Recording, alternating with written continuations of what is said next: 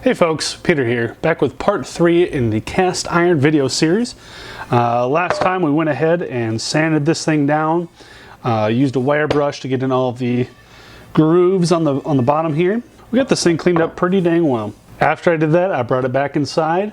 Nice good rinse, just water, rinse and scrub. And of course, just like in part 1, once it's wet, immediately dry it off. And the first couple of times, this is what the paper towel was looking like. If you see this when you're drying it off, that means you need to rinse and scrub and rinse again until your paper towel just comes out wet. You don't want to see any colors like this. That means you've got loose stuff in here, and that will transfer into your seasoning. And of course, this is raw iron, and it's maybe been, I don't know, 5-10 minutes since I put the water on it and dried it off right away. And you can already see the coloration is starting to change a little bit. If you can't get to it right away where you can do the seasoning process, your best bet, if you can't get to it right away, is just going to be coat it with butter, lard, wipe some oil on it, even if it's just going to be sitting. That way you can have like a barrier, a seal around it so air can't actually touch the iron. Otherwise, just get to it right away. You're going to have to do it a few times. This process that we're about to do will get cooking sooner or later with this thing. So I don't know if there's any science behind just coating it with butter or, you know, lard or shortening or Crisco, whatever you have. But I figured it couldn't hurt. Nice and clean, nice and dry, no water on this whatsoever. We're going to start our seasoning process. I personally am going to be using flaxseed oil, or flax oil, I guess. However you want to call that. You can use grapeseed oil, canola oil, avocado oil, shortening, anything like that. And they're all going to have different bake temperatures. I usually run this 400 degrees and up. Oils have burning points, and we need to get past that to start to bake it in there. Trial and error, it's your best bet. The worst thing that you can do is just not heat it up enough and you'll get goopy. Layers on it, we'll get into that though. But for now, I'm going to take some of this flaxseed oil, and if your pan's kind of warm, that should help. Preheat your oven if you want, or I just put the pans in, then heat it up. We're going to take some oil. We have 2 paper towels here, paper towel A, paper towel B. Oil on, oil off. You guys get that reference, right? So I'm just going to go ahead and just start rubbing it into every surface. Every single spot. And this is the most satisfying part of this whole process. I promise you that right now. Make sure to give it a good wipe. Every surface, inside and out. Get the whole dang thing. Usually I do this on like a piece of tin foil or something. And I can see I didn't quite get every last piece out of here. I'll probably just take this thing back down to raw iron again. But for this video, this is what we're going to go with. So make sure that that doesn't look like that when you're rubbing oil into it. Must have been a fluke, or maybe I missed a spot or something. I guess I'm not too sure. Getting the handle now.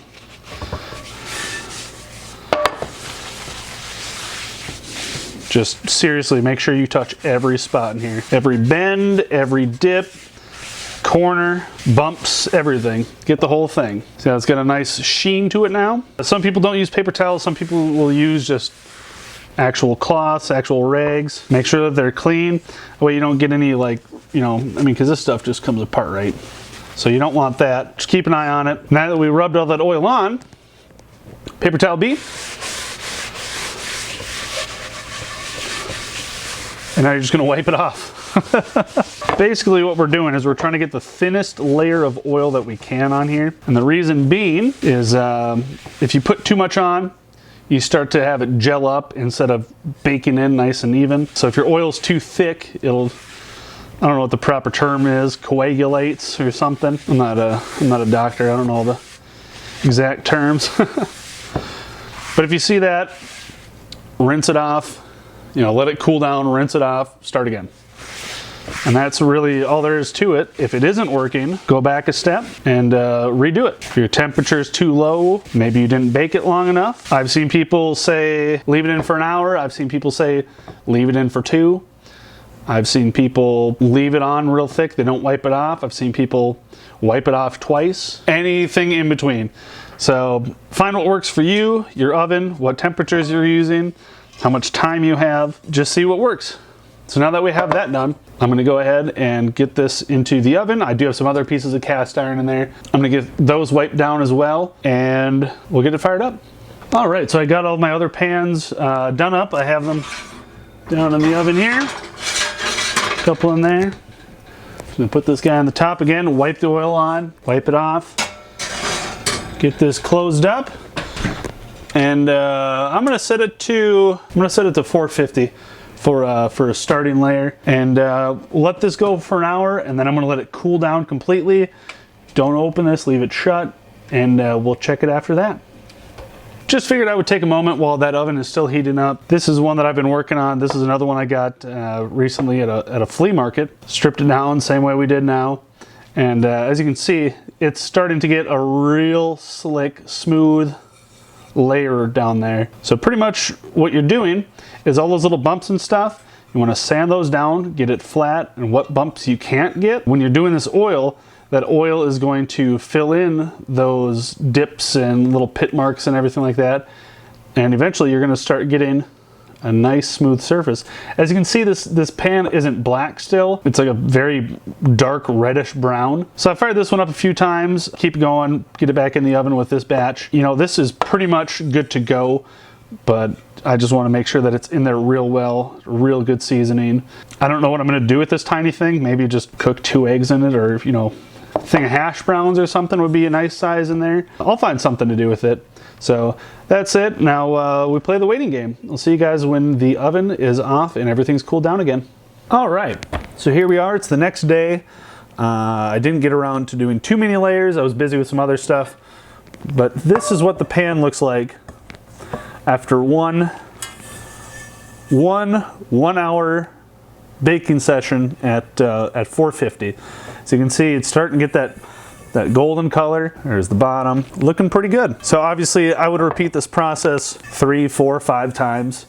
I'm really excited with how the center part turned out. That is absolutely smooth right there. Still a little rough around here, but as the oil builds up, as you get the layers baked in, it should be okay. And if you guys remember this one, I mean, this thing's had, I don't know, 4 to 6 layers, and it's getting pretty dang slick on the bottom there, as you guys can see. So I'm gonna spend the rest of today getting some layers baked into this, and it should turn into something close to this. This isn't exactly black. That's like a very dark brown, like I was saying before, but this should be pretty much good to go.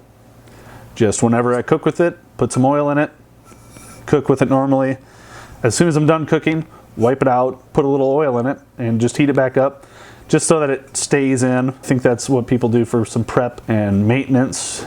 There is a bit of maintenance that goes into these. The better you take care of them, the more work you put into them. I mean, they'll last you for years. But that should be it for today, folks. Hopefully this little video series helped you out. If you don't have a cast iron, I would go out and get one. Either buy a brand new one of those Lodge ones, or find one at a thrift shop and do what you saw me do in this series here. You can beat these things up, do whatever, bake stuff in, clean it back out, and redo your seasoning. So instead of a non-stick pan where the surface or the finish would wear off, and all of a sudden you have a bad pan that's just burnt up and you can't really do anything with, these you can. Beat them up, bake with them. Don't boil water in them. That's probably bad. And tomatoes. I saw something about tomatoes. The acidity from the tomatoes apparently messes with the coating. And if it gets to the iron, it just really messes it up. But other than that, I mean, cook whatever you need to in here. Take it out, put it on the grill. If you're out at a campfire, you can use it on a campfire. You can do all sorts of stuff with these things. So that'll be it for today, guys. Again, thank you for watching. Hopefully you enjoyed the series. If you did, give it a like, leave a comment down below, subscribe to the channel, tell me about your cast iron adventures, tips and tricks you may have. I'm sure other people would like to hear it. So until next time, guys, have a good one.